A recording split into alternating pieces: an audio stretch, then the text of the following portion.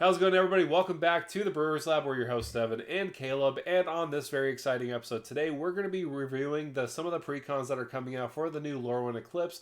And there's a lot of interesting design spaces that have been in them. I agree. I think out of the gate too, both of these precons are the best precons we've gotten in a very, very long time. And both of them have infinite combos in them. So we're not only going to cover those in the videos, we're going to talk about how these decks try to operate, and we're just going to talk about some awesome cards we're super excited for. Yeah, and there's two precons. One's all about elementals, it's 5 colors, and another one is all about Jund -1/-1 counters. Everyone was very excited about that one because everyone thought about Hepatra and the Scorpion God. By the way, both of them are the precon too, just saying, because a lot of people want to say, oh, I want to get both of them combined in one thing, and now we got it. Exactly. Oh, also, Flourishing Defense is in the precon as well. Yeah. Remember all those people speculated on that card? Oh, Dude, that geez. card shot up to like 20 something dollars when High Perfect got spoiled, and Oh, I'm right. glad all those people are just suffering right Yeah, now. no, people who like to scalp on all that stuff, I have a beef with them. This is not about them, this is about the precons themselves. We're going to go first with the elemental precon, Dance of the Elements. This is probably the one I'm most excited for, weirdly enough. I never thought I would be excited for a 5 color deck because I'm not really all about that. I usually like less colors because I feel like it breeds more creativity. When you kind of mash all things that are all colors all together, it feels like you're just getting a 5 color good stuff deck, but I feel like that's not the case with this one. I agree. Let's read the commanders. Let's get that out of the way, Right. and then we'll jump into the deck. That's probably a good way to do this.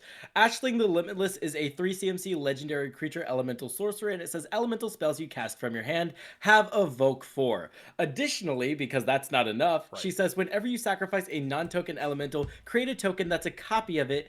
That token gains haste until the end of turn. At the beginning of your end step, sacrifice it unless you pay Wooburg. That's insane. Even like base. Let's talk about the base level. Hmm. I'm evoking Mold Drifter out for 4 mana, or just actually, Mold Drifter has its own evoke, Hmm. and then you instantly get a draw 4 cards. Like, that's busted, and that's like Yeah. bottom.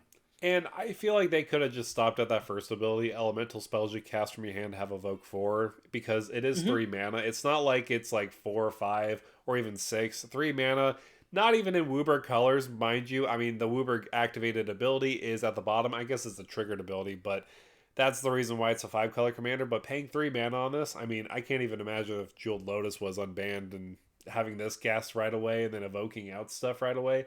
It just seems nuts. And obviously, this is probably the better commander out of the bunch. Usually, sometimes they have the backup commander a little bit better, but I feel like Ashling is a little bit better in that aspect of just casting evoked cards for free.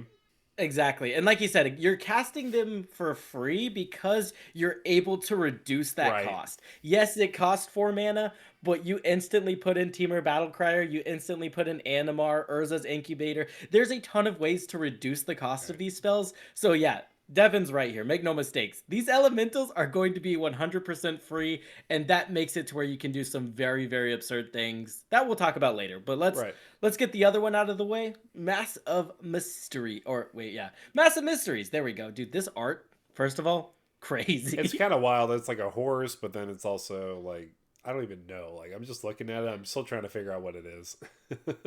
Dude, the avatar animals and like the elemental animals, they kind of look like they're from the same Yeah, universe. exactly. They But just all this mesh one together. has he has first strike, vigilance, trample, and at the beginning of combat on your turn, another target elemental you control gains myriad until end of turn.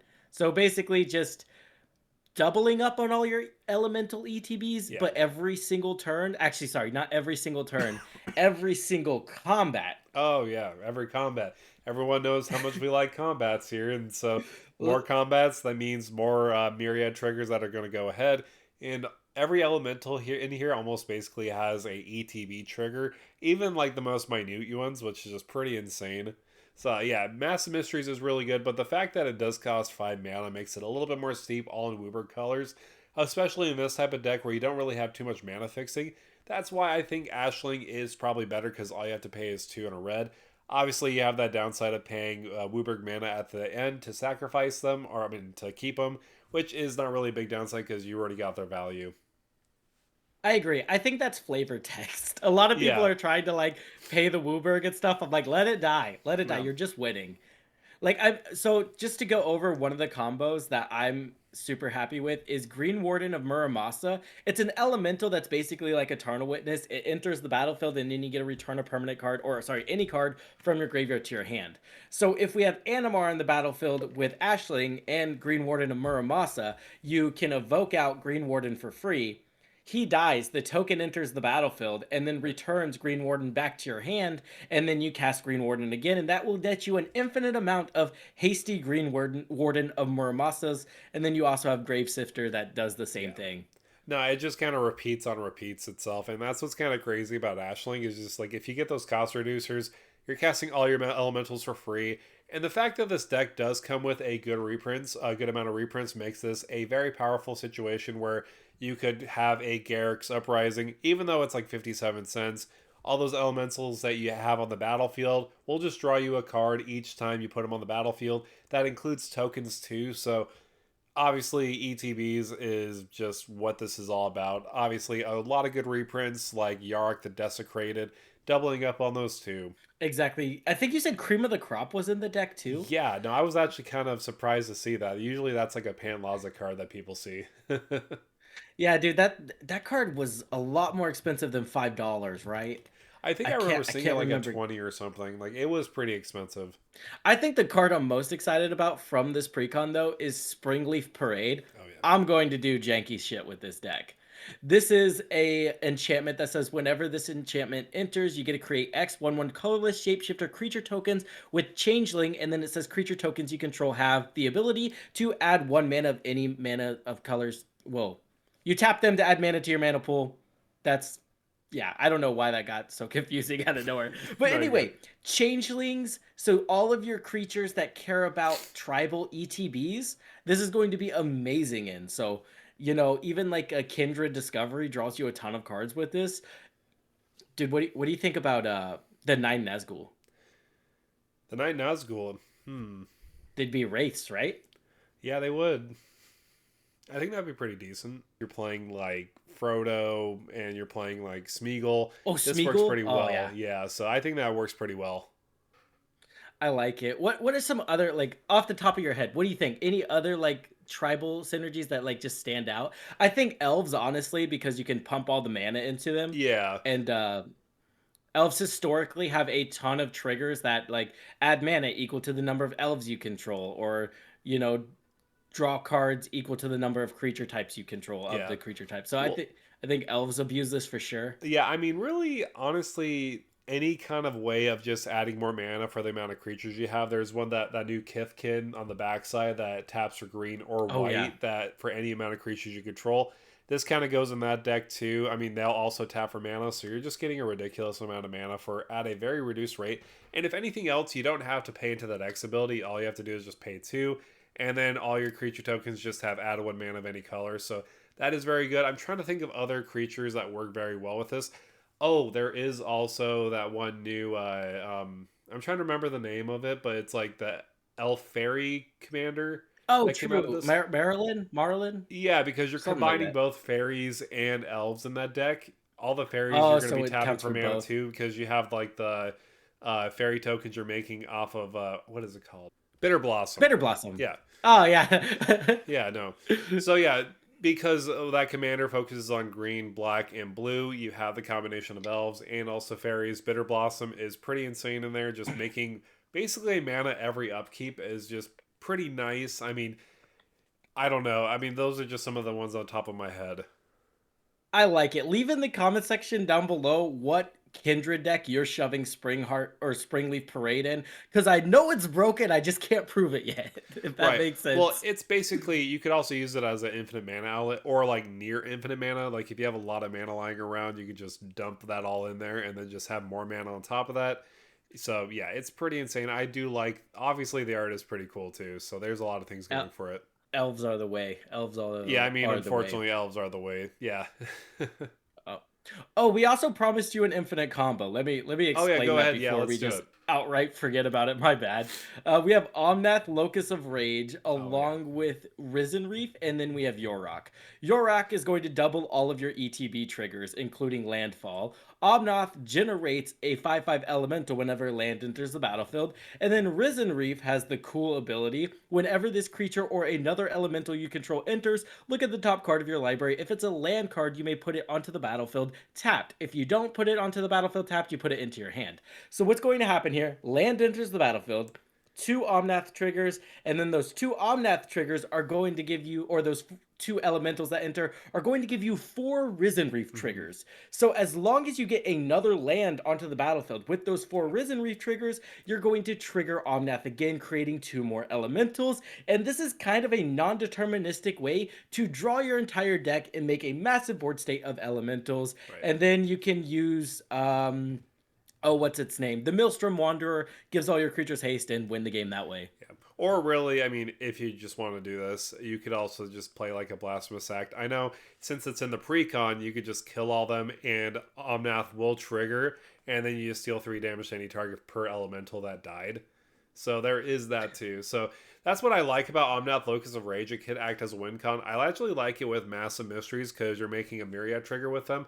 All the tokens will actually get sacrificed in the process, but you'll get that much more Omnath triggers because you have 3 of them enter, and then I think that's like what 3 per 9 one? damage?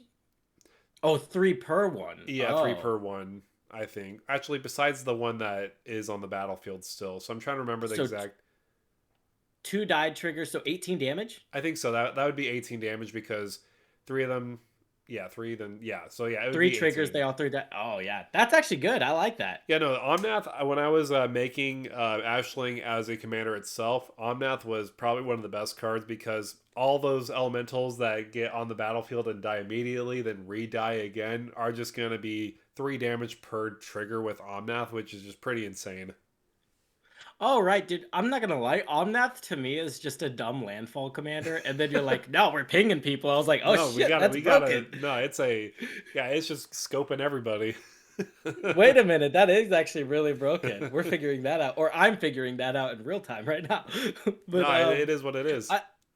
hear me out. Hear me out. Massive Mysteries. I'm gonna get your opinion. I know people hate this deck, but I want to talk to you. Like, what do you think about the all kindred type? This being the commander, like the decks that play Voja in the 99 and turn their creature into every creature type. The Maskwood Nexus deck, right?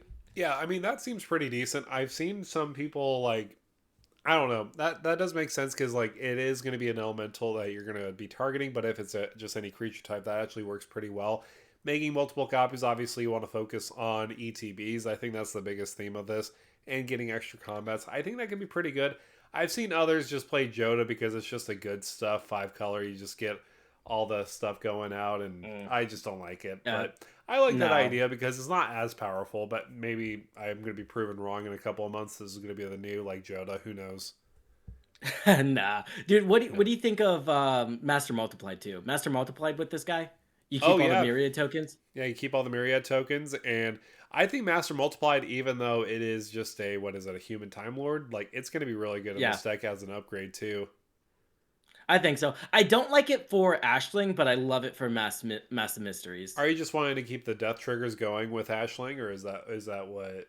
Or so no, I don't think I play it with Ashling. Well, I think the reason is like with Ashling, I think she's so strong. Any deviation to try to keep the tokens alive is almost a waste of time. Maybe that's like maybe that's a little like dire or whatever. But I'm just saying if we're talking if I have this kind of theory, right? A lot of people build a deck around a certain interaction, and if your goal is to get that interaction off and that interaction wins consistently turn 7, you don't need to be focusing on anything else, right? So if the most powerful thing in this deck is making all of your elementals free and making an infinite amount of Green Warden of Muramasas, adding the Master Multiply to the deck is kind of just like a hee funny, right? It's kind of like a win more kind of situation. Is that where you kind of exactly? Okay, that does make sense because, I mean, if you're gonna be going for the win anyways, then why do you need it in the first place? So that does make sense. I mean,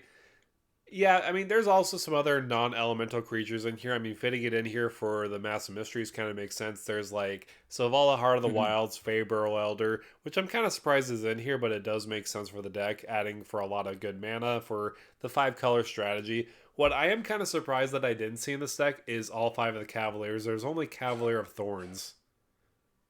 Really, dude? Because I think I'm gonna be honest. I think the Cavaliers would be solid here. Yeah, Even like the red one to give all of your creatures it's my haste. favorite one. Yeah, And dude, Cavaliers are my favorite elemental cycle. Like that yeah. cycle is just so cool. Yeah, they all should have been in here. They all have Ender's triggers and Dice triggers. They just kind of make too much sense. I like it. I wonder if it's a budget thing. I don't know because all of them are pretty cheap. Like I think all of them are like under $3. That's fair.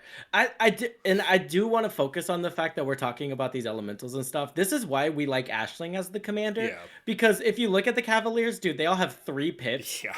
like 3 green, 3 red, or maybe not all, but like a good portion of them. Elementals are just historically annoying to cast. If you look at Animar, if you look at Mudrotha, if you look at Yorok, a lot of them have a ton of pips in their Yeah. cost. So, you know, maybe that's if there's a reason to include the Master Multiplied. I think you'd have to be off the Grave Wart or the Green Warden, Muramasa combos and all that. And maybe if you just want to keep them on the battlefield, I guess. But I think you had a better idea. The Undying guy. Oh yeah, the Lorwyn god that focuses on persist. Is that the one you're talking about? Yeah, yeah, yeah, Yeah, yeah. because Yeah, it's the also an persist one. Yeah. elemental. Like giving all your elementals persist. That actually kind of keeps on there. Is it more of a win more? Sure, but you get that reuse of the triggered ability all over again. When they die, they re-enter, and I think that's much a better case use than just trying to keep them on the battlefield like Master Multiplied or even Sundial of the Infinite. Even though I did put that in my original deck list, but you might have convinced me to take it out. Dude, I think yeah, I think the elemental is infinitely better than the Master Multiplied. I think Right. that was a good call out by you for sure. Yeah, But I was also kind of surprised to see some like reprints like Fury or even like what was the other one? Endurance. Like those are yeah, usually ones I kind of see as a high price tag. Like now they're like $5 or below. So those are that's also pretty good that's- steal.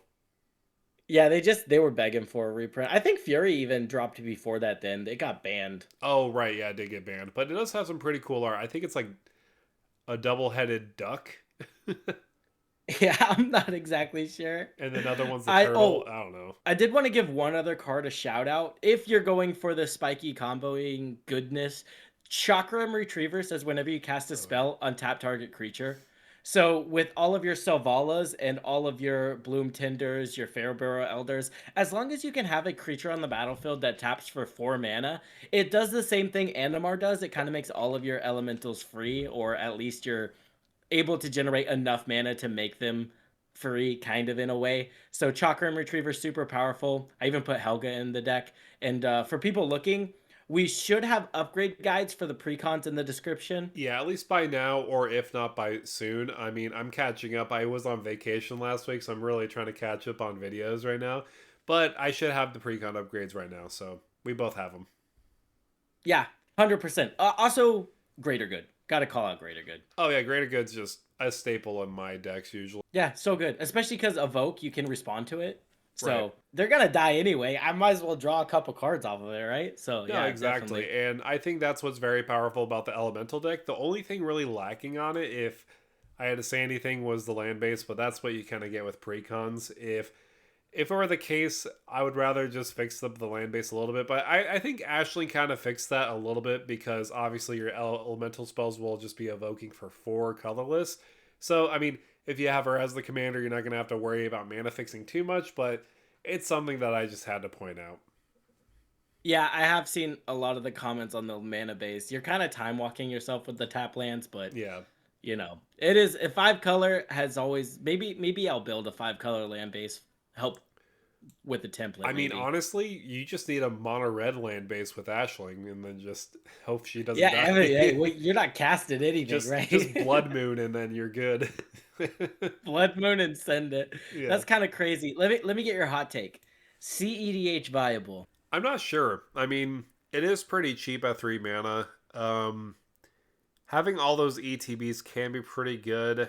I'm just not sure. There's a lot of combos that you could utilize. I mean, they're more of like two or three card combos with Ashling. So I think it's more of a bracket four where you could do some really busted things. But I don't know quite CH. But what are your thoughts? What do you think of five color Lumra? Five color Loomer. I mean, that works because you just put it on the battlefield, put the extra token copy on the battlefield after that, and then yeah, that could work. It's just double Lumra ETBs, and then you still have to have the other things that bolster the deck. But even like, I don't know, dude. In the back of my head, I'm like, man, even like 3 mana, Mole Drifter, draw 4. That's strong stuff, man. And we're in 5 color, right? So Right. like the card quality in 5 color CEDH is like, it's probably jank, but I think we could get it there. I Yeah. think we could do some jank stuff at least. No, I agree. I think it's pretty powerful. I mean, obviously you have to do some very if you're starting from the precon and you're trying to do CDH, you basically just take the commander and make a whole new deck out of it. Yeah, no, 100%, 100%. I think you do that. Also, food chain. Oh yeah, food chain does work with Ashling for sure. Yeah, the tokens have CMC. So with the Grave Warden loops, you can still use food chain instead of making your elementals free. You just have food chain on the battlefield, and then you just sacrifice the token. You net 1 every time from the interaction, and still Grave Warden or Grave Sifter go infinite. You get infinite hasty amount of them. Yeah, and yeah, no, that's pretty crazy, especially with food chain. I didn't really think about food chain too much, but it makes sense with the evoke. You're just casting them for 4, and so you just use that food chain mana because most likely you're casting elemental creatures. I know there's that weird errata that happened with like elemental spells, so that includes like those kindred spells, like instant or sorceries. I think they kind of had to errata that just for creatures specifically to evoke out, but I don't know how much that works, and I'm not even going to try to dissect it. No, we're not. I'm not touching that with a 10-foot pole. You couldn't pay me. So moving on from elementals, I wanted to go to the Blight Curse, and this one I was actually really excited for because Judd -1/-1 counters. I mentioned it previously. There is a Scorpion God, and there's also Hapatra. A lot of people were excited to kind of put these commanders together in one deck. There is Anti-Ul Curse Wretch, which is a very popular commander that a lot of people are going to be brewing around in this deck. And obviously, for so because it's the face precon commander, it has Ward Blight 2. So Blight is a new mechanic from the set to Blight 2. A player puts 2 -1/-1 counters on a creature they control. And whenever one or more -1/-1 counters are put on a creature, draw a card if you control that creature. If you don't, its controller loses 1 life. So this is kind of like a Blood Artist or drawing cards. So it's kind of doing a lot for you. It's actually insane. I Yeah. think this one, I know we talked about Ashling being CEDH viable. I think this one just straight up is. Because hear me out, hear me out. Okay, so you've got redundancy with this one. Mhm. All you need with anti-ul to do insane things is persist creatures, Right. which I don't think you would do for the precon upgrade because you'd be a terrible person if you did that.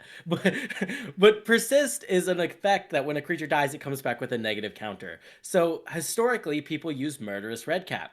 Murderous Redcap can kill itself with its ETB trigger. Right. So, Murderous Redcap enters, you deal 2 damage to itself, it comes back with the negative counter, Mhm. and then kills itself again, and the loop ends there.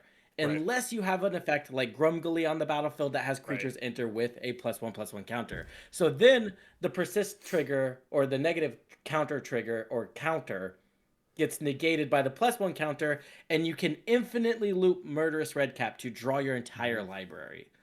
And I think, like I said, the reason I think this could be super, super high power viable is because of the redundancy. There is no shortage of persist triggers, and all you need is a persist trigger, a sack outlet, and then a way to have a creature enter with a +1/+1 counter, which is Right. vast.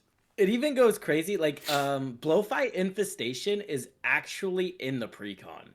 Right. So Blowfly Infestation says whenever a creature dies, if it had a negative counter on it, you get to put a negative counter on a target creature. So with Flourishing Defense, Hapatra, Nest of Scarabs, you get to generate that 1/1 creature, put a negative counter on it, it dies. Nest of Scarabs triggers. You stack the trigger to trigger Nest of Scarabs first, and then you trigger Blowfly Infestation, and that will give you another 1/1. You can instantly put another negative counter on it, and boom, you've generated an infinite amount of ETBs and die triggers.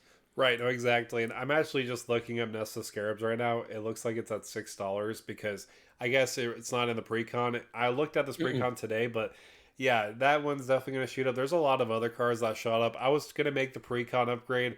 I saw the cards I thought about. I'm like, okay, that's cool. Like, for example, Maha Feathers Knight, making all your opponent's creatures with power toughness. I guess it's just toughness 1. But then I realized, oh, it just shot up 2. And the same is applied for Spitting Dilophosaurus. Another card that got shot up to like $40. It's just pretty insane. You're bad for that, dude. Maha in this deck, holy bro, Yeah. that's crazy. I think the number one card I want to put in this deck is actually Yawgmoth Thran Oh, Physician. yeah. Yeah. This is a 4 CMC creature. You can pay 1 life, sacrifice another creature, put a negative counter on up to 1 target creature, draw a card. Then you can even discard or pay 2 black and discard a card to proliferate. So Yeah. he just does everything the deck wants to do. And if you're already adding Nest of Scarabs, you already have Hapatra, and you additionally have Flourishing Defense, and that's just Necropotence at home. No, pretty much. You're doing it all, and that's what's pretty insane about it. And the fact that this actually does have a lot of card draw outside of Auntie Ul is pretty good. Like, for example, Massacre Girl, Known Killer. Whenever a creature your opponent controls dies, if its toughness was less than 1, draw a card. So with the -1/-1 counters, since they are going to be stacking up to the point where they will just have 1 toughness, they will die. You get to draw cards. There's so many ways to draw cards in here. It's quite insane. Agreed. And like I said, I think these precons are just insane, right? You've got both of them having infinite combos. These are going to operate closer to the bracket 3 than we've ever had a Right. precon do, like, historically. I think both of these are really solid. My one critique, if I had to critique this one, is maybe we could have a little bit more ramp in the 1 to 2 Right. like CMC range. I think there's only like 5 sources of ramp that are 1 to 2 mana. So I think you definitely would want to buff that up in your precon upgrades, or while upgrading it, not you specifically, but you know what I mean. Yeah. No, I get it. And there's a lot of ways. I mean, I feel like there probably needs to be a little bit more proliferation, in my opinion. I mean, in situations, there's only really like what Vraska, Betrayal Sting, which is actually a really good card in here that got reprinted around $4 right now because it just got reprinted in here. But just the fact that you're going to be drawing a card, paying 1 life, and proliferating all off of that 1/0 ability is extremely strong. I agree. Proliferations, like, Sorry. it's so bad. You just come back and you're like smiling. You're like, all right. Oh, dude, I love it. Oh, shoot.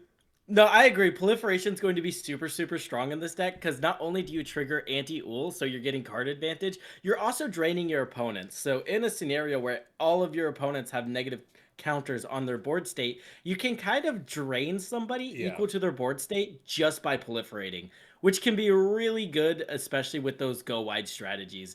And a lot of the deck does focus on making sure everybody's board state has a bunch of creatures with negative counters on them. Yeah. So I do think drain's the main win con and the backup is the combo, which I also appreciate. Yeah, no, exactly. And you got a lot of payoffs like it. You have the secondary commander with the Reaper, the King No More. I like this actually more than the other commander because it's kind of doing something different. Takes control of your opponent's creatures when they die with a -1/-1 counter.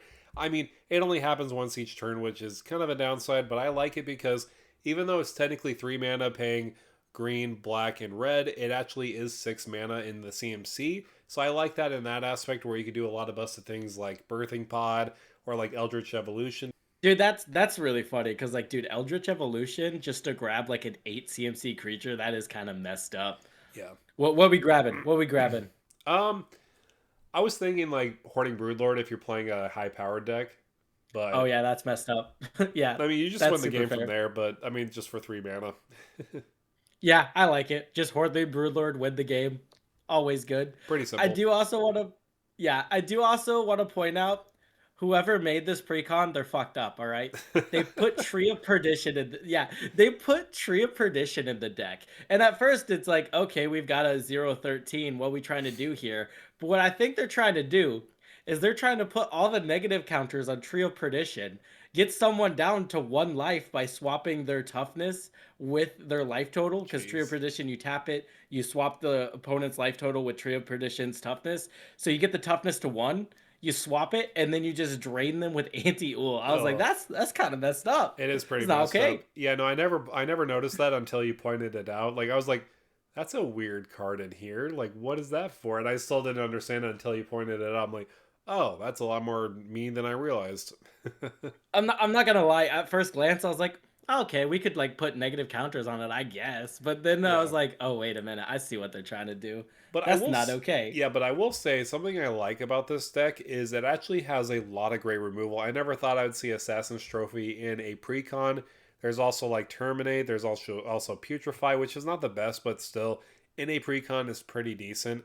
There's just a lot of decent ones that I thought I'd never seen a precon. Even Fire Covenant too. So again, Assassin's Trophy really threw me for a loop in here.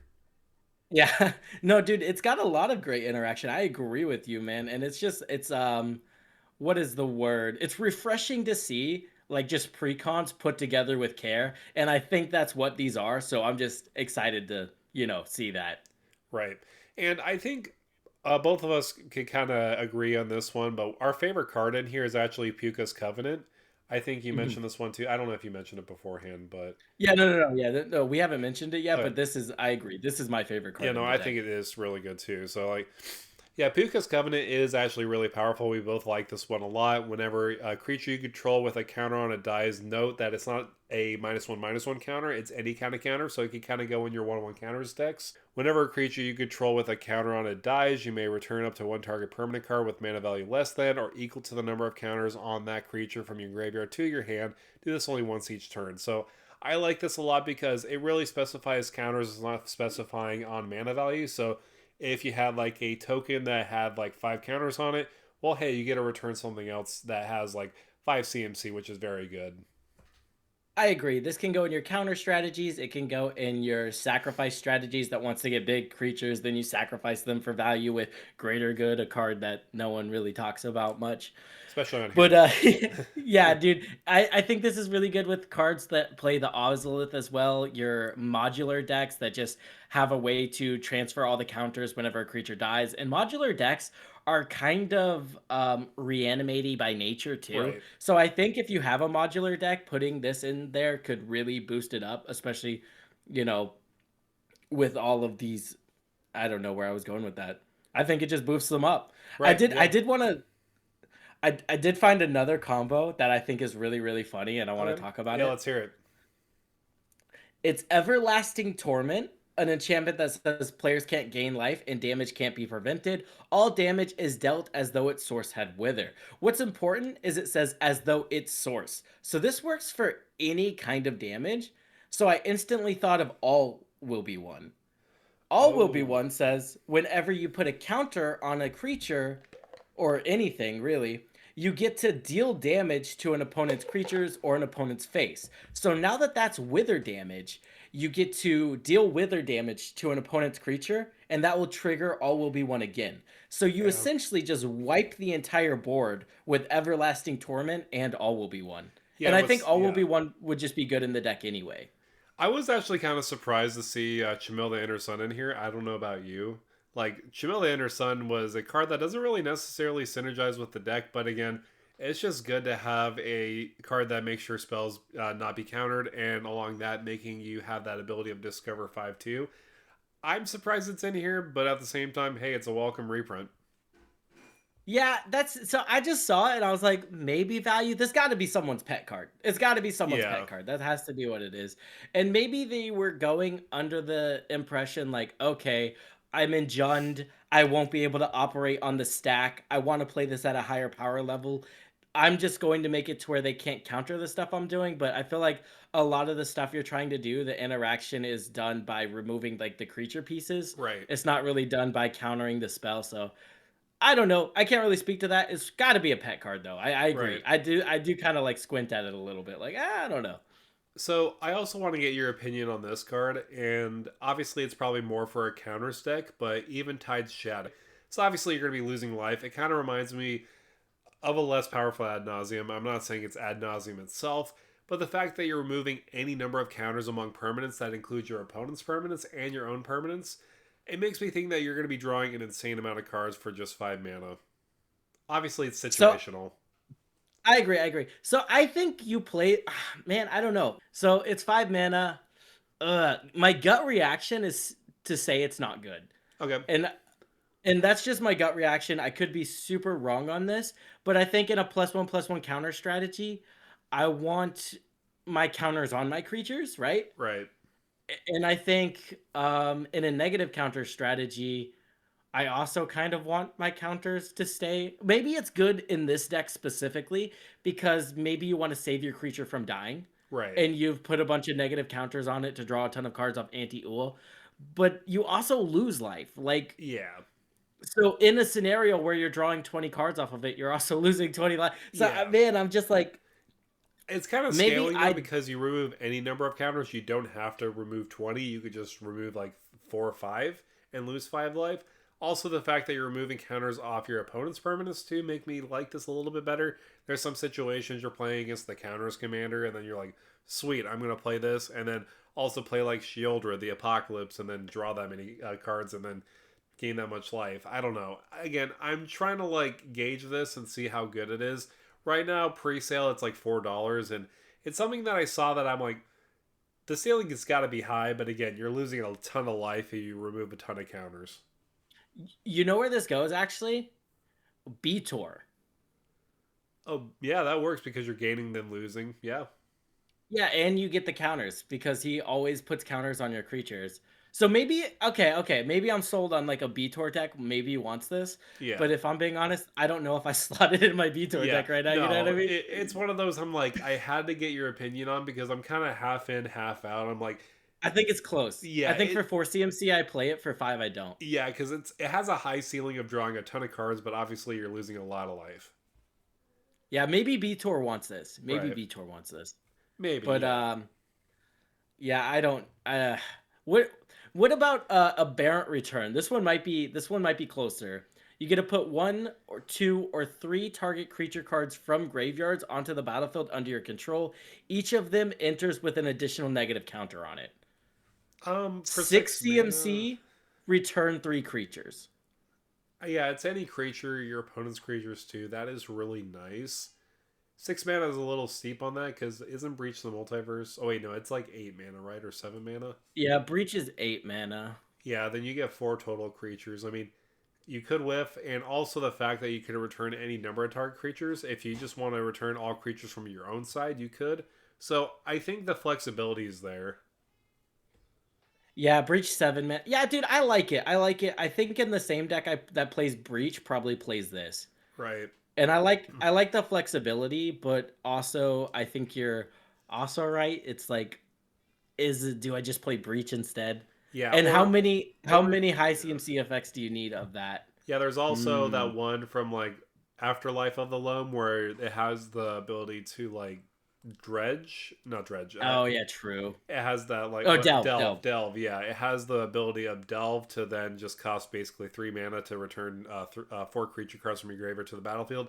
But I like this in the situation where if you just want to return all creatures from your graveyard, you could, or all creatures from your opponent's graveyard, you could. I mean, obviously it's up to 3, but I like it. I mean, 6 mana is a little steep. I mean, usually 5 mana is kind of your going rate for like a standard deck. I mean, like a what is it called?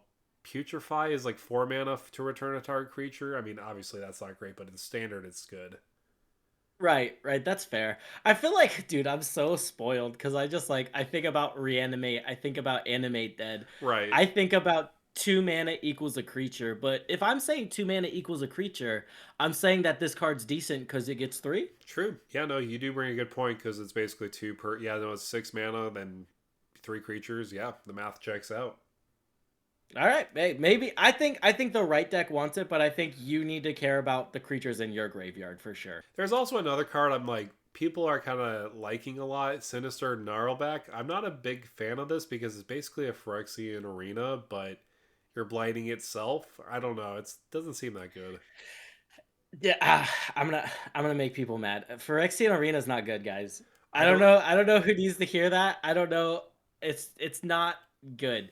The problem is Magic has gotten so much power creep. We've Right. gotten to a power level that's 1 card per turn is not good anymore. I want to talk about Painful Truths that's in the deck. This is a card you pay 3, draw 3 cards. I think that's better than Phyrexian Arena, like 10 out of 10. No, when you said painful truths, I thought you were talking about a Phyrexian arena. Like that's the painful truth right there. Phyrexian arena sucks. Oh no. Hey, that is the painful truth though, guys. Phyrexian Arena's not that great. And No, and especially situations where sometimes you need card draw right away, not the incremental card draw, because like sometimes games don't last that long, and especially if you draw like Phyrexian Arena like at like what turn 7 or 8 where the game's almost closing, you're not even gonna get to that at the beginning of the upkeep. Obviously, with Sinister Gnarlback going back to this, it goes at your end step. You're drawing a card, but again, you're blighting one, which can be an upside in this deck, but you're not really playing it in any other deck, which is kind of my problem with it. I'm kind of evaluating this deck by itself, which is really good, but outside of the deck, are you going to be using some of these cards? Probably not. I don't think so either. And I think the problem with these effects is, let's say we're turn 6, people are about to get there, and you draw a Phyrexian Arena or a Sinister Narback. You can play it to draw one additional card on turn 7. Right. That's just, compared to Painful Truths, you could draw 3 cards right now. Right. You need that instant value, or it needs to be really, really good. I think Obeka. I think Obeka can play Phyrexian Arena, but besides that, dude. Yeah. In a general sense, this deck is actually really good just by itself. I'm not trying to like say, hey, Oh this no, no, deck no. is bad because of some of these cards. 100%. We've just moved on to card evaluation, basically. Like, Right. I think both of the precons, if you guys pick them up, they're gonna be solid and they're Yeah. going to perform instantly, which makes me really happy. Another new card, Grave Venerations for CMC. It's an enchantment. When it enters the battlefield, you become the Monarch. At the beginning of each end step, if you're the Monarch, return up to one target creature card from your graveyard to your hand. Whenever a creature you control dies, each opponent loses 1 life and you gain 1 life. So we get an Aristocrat effect that draws you cards, and it's kind of reanimation. Yeah, no, I like this one a lot. Just the fact that you bring Monarch into the game means that it's going to be a little bit more political. People are going to be attacking each other mainly because they want to get the Monarch. And if you so happen to have it too, you're going to get additional value by returning creatures from your graveyard to your hand. The regrowth effect also, creatures when you control die, or you're just going to get that value too.